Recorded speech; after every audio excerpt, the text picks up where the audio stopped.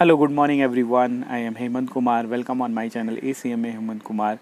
And those who are first time watching my channel, I want to tell you I am a cost accountant and I'm working in a manufacturing industry. I have around 6 year experience as a cost accountant. So now today's my blog is related to just as a motivational blog. This blog is for those students who are newly joined in a foundation course. So when I joined my foundation journey, when I start my CMA journey, when I joined my foundation, I took oral coaching. I have an option of oral and postal. Everyone has an option of oral and postal. So I have decided to join oral coaching through the shoot. So our classes was at you can say Hindu Mahasabha Bhavan. तो मेरी जो class होती थी वो हिंदू महासभा भवन के आसपास जो था वहाँ पे लगती थी। बहुत ऊंची सीढ़ियाँ थी जो चढ़ के जाना पड़ता था। तो यार मैं ये जो ब्लॉग बना रहा हूँ, ये ब्लॉग इसलिए बना रहा हूँ just as a motivational video. बहुत सारे ऐसे स्टूडेंट हैं जो फाउंडेशन में हैं और जो 12th पास आउट करके फाउंडेशन में जाने वाले हैं या जो CMA कोर्स करने के बारे में सोच रहे हैं। तो I just share my experience only कि मैंने क्या कैसे किया था। बहुत सारा ऐसा ऊपर नीचे अप एंड डाउन होता रहता है इस कोर्स की जर्नी में। पहले तो ये कोर्स में इतना टाइम नहीं लगता था, but due to practical training की वजह से वो कोर्स काफ़ी लंबा हो गया है। तो इस समय इसमें पेशेंस की बहुत ज़रूरत पड़ने वाली है, क्योंकि अगर मेरी बात करूँ तो हम 6-7 लोगों का ग्रुप था फाउंडेशन में, बट उसमें से क्वालिफाई 1 ही 2 लोग हो पाए। मैं ये नहीं कह रहा कि मतलब कि इतना टफ़ है, और मैं ये भी नहीं कह रहा कि मतलब नहीं कर सकते। बस मेरा कहने का मतलब होता है कि जो अप एंड डाउन को झेल लेता है, जो पेशेंस के साथ इस जर्नी को परस्यू रखता है, वो ज़रूर एक ना एक दिन क्वालिफाई हो जाता है। तो मैं जब बता रहा था कि जब मैंने फाउंडेशन ज्वाइन किया तो ओरल कोचिंग में बहुत सारे दोस्त मिल जाते हैं अपने को अलग अलग जगह से।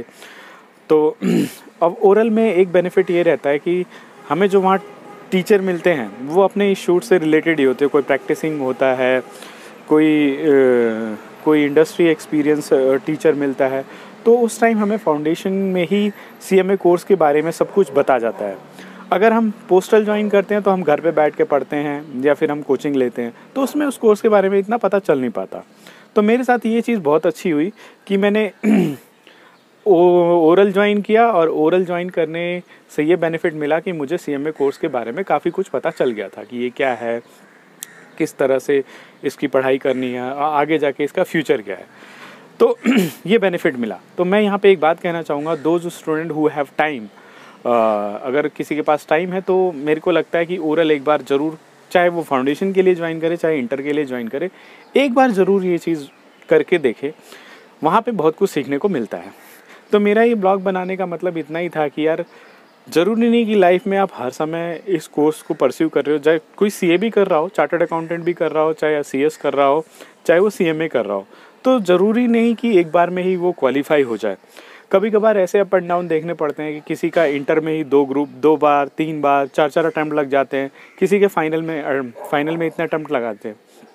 मैं पर्सनली बात करूँ तो मेरे भी बहुत सारे अटैम्प्ट लगे, और अगर मैं औरों की बात करूं तो मेरे साथ ऐसे कई भी दोस्त हैं जो अब तक फाइनल का अटैम्प्ट दे रहे हैं, और ऐसे कई सारे दोस्त भी रहे हैं जिन्होंने 8वां अटैम्प्ट में भी पास आउट किया, 7th अटैम्प्ट में भी पास आउट किया। कितने ऐसे भी साथ में परस्यू कर रहे थे जो अभी तक फाइनल क्वालिफाई नहीं कर पाए, yet they are trying to कि वो क्वालिफाई हो जाए। तो देखो यार, मैं इतनी सी बात कहना चाहता हूँ कि अगर आप फाउंडेशन में कदम रख रहे हैं तो बहुत पेशेंस के साथ आप इस कोर्स को परस्यू करें, आगे के लिए अपने आप को मोटिवेट रखें। तो ये कोई ज़रूरी नहीं है कि आपसे पहले अगर कोई फाउंडेशन क्वालिफाई कर पाता है तो आप मतलब वो कोर्स नहीं कर पाओगे। मेरी बात करी जाए तो जो 5-6 दोस्तों में सिर्फ मैं एक ऐसा ही था जिसका फाउंडेशन क्वालिफाई नहीं हुआ था, बाकी सब लोग क्वालिफाई कर गए थे। तो मुझे ऐसा लगता था कि यार ये मेरे साथ क्या हो गया, मतलब कि मैं आगे नहीं कर पाऊँगा। काफ़ी लोग बोलते हैं कि जब फाउंडेशन ही नहीं हुआ तो आगे कैसे होगा, या इतना टफ है आगे नहीं हो पाएगा। तो उस टाइम ऐसी बातें सुनने को बहुत मिलती हैं। तो मैं ही एक इकलौता बचा था जिसका फाउंडेशन क्वालिफाई नहीं हुआ था, बाकी मेरे सारे जो वहाँ के ओरल के दोस्त थे वो क्वालिफाई कर गए थे। जब क्वालिफाई नहीं हुआ था तो मेरे एक दो और भी साथ में लोग थे, उनका भी क्वालिफाई नहीं हुआ था। तो वो 3 इडियट में देखा है ना कि अगर दोस्त ज़्यादा नंबर ले आता है तो अपने आप को बहुत खुशी नहीं मिलती। ऐसे ही मेरा भी हिसाब किताब था कि साथ साथ में जब 1 2 3 लोग फेल हुए तो थोड़ा सा हिम्मत बंधी, चल मैं ही नहीं हुआ, बहुत सारे लोग हुए हैं। तो इस कोर्स में ऐसे ही अप एंड डाउन चलता रहता है। तो कभी ऐसा लाइफ में आए जो मतलब अभी फाउंडेशन में नए हैं, जो या 12वीं के बाद फाउंडेशन में कदम रख रहे हैं और लोगों का अगर व्यू सुन रहे हैं कि ऐसा ऐसा हो गया, तो यार ड्रॉप आउट ना करें, ना ऐसा सोचे कि आगे नहीं होगा। तो ये बस एक अपने ऊपर मतलब मन के हार मन के जीते जीत वाली बात है। तो जिस तरह से मैंने फिर दोबारा मेहनत करी और मैं क्वालिफाई हुआ, तो अगर मैं बता दूं 5-6 में जिन्होंने पहले फाउंडेशन क्वालिफाई किया मेरे से पहले, अब तक उनका फाइनल क्वालिफाई नहीं हो पाया। कुछ लोगों ने गिव अप कर दिया, कुछ लोगों ने अपना जो बाकी कोर्सेज चेंज कर दिए, बट CMA क्वालिफाई उनसे नहीं हो पाया और मैं कर लिया। तो ऐसा कोई ज़रूरी नहीं है कि अगर आप फाउंडेशन में फ़ेल हो जाते हो तो आगे आप नहीं कुछ कर पाओगे। आपको बस ये देखना है कि आपकी कहाँ कमी रह गई या किस सब्जेक्ट में आपको ज़्यादा वीकनेस थी जो आपको ऐसे आपका रिज़ल्ट डाउन हुआ। तो ये सारी चीज़ें एनालिसिस करने वाली बात है, फिर उस पर अच्छे से मेहनत करके आपको अगेन प्रिपरेशन करने वाली बात है। तो ऐसे सिचुएशन आती ही रहती है इस कोर्स में। तो आप मोस्ट प्रोबेबली ये ले लो, फाउंडेशन ही नहीं, इंटर फाइनल, जब तक कि आप फाइनल क्लियर नहीं कर पाते, ऐसा अप एंड डाउन आपको बहुत देखने को मिलेगा। कई बार तो ऐसा होता है कि इंटर में मैं मेरा दोस्त पेपर दे रहे होते थे, तो पहले वो पास हो गया, मैं फेल हो गया, फिर बाद में अगले अटेम्प्ट में वो फेल हो गया, मैं पास हो गया। तो इस तरह से अप एंड डाउन चलता रहता था। तो अपन मेंटली प्रिपेयर हो गए थे कि ये कोर्स ही ऐसा है, आपको मेहनत करनी है, बस आपको अपना जो काम है वो नहीं छोड़ना। 10 ईयर जो भी एक्सेट्रा मतलब जब नेक्स्ट अटैम्प्ट आता था उसमें और अच्छे से मेहनत करके और अच्छे से एनालिसिस करके आपको एग्ज़ाम देने की ज़रूरत पड़ती है। ऐसा नहीं कि चलो यार पिछली बार भी इतना पढ़ा था तो इस बार भी वही हाल होगा, वैसे ही कर चले जाते हैं। नहीं, आपको बहुत अच्छे से नेक्स्ट अटैम्प्ट में प्रिपेयर होकर जाना है। तो this is specially for 12th and foundation student कि अगर आप भी ऐसा कुछ फेस करते हो तो मोटिवेट रहिए और इस जर्नी को पेशेंस के साथ और उससे डबल मेहनत करके आपको आगे बढ़ना है, तब आप इस कोर्स को क्वालिफाई कर पाओगे।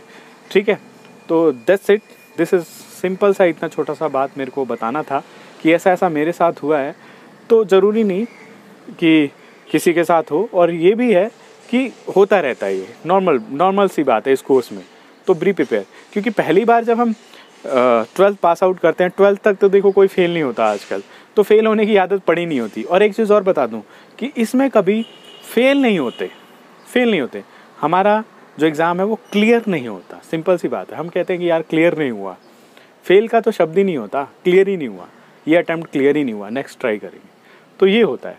तो हमेशा इस बात को याद रखें और इसी मतलब थ्योरी के साथ प्रिपेयर करें, बहुत अच्छे से प्रिपेयर करें, ताकि ये नौबत ही ना आए, आपका हर अटैम्प्ट फर्स्ट टाइम में ही क्लियर हो जाए। और जिनका नहीं होता वो चीज़ याद रखें यार कि मेहनत उनको नेक्स्ट अटैम्प्ट में और अच्छे से करनी है, मोटिवेट होकर पढ़ना है।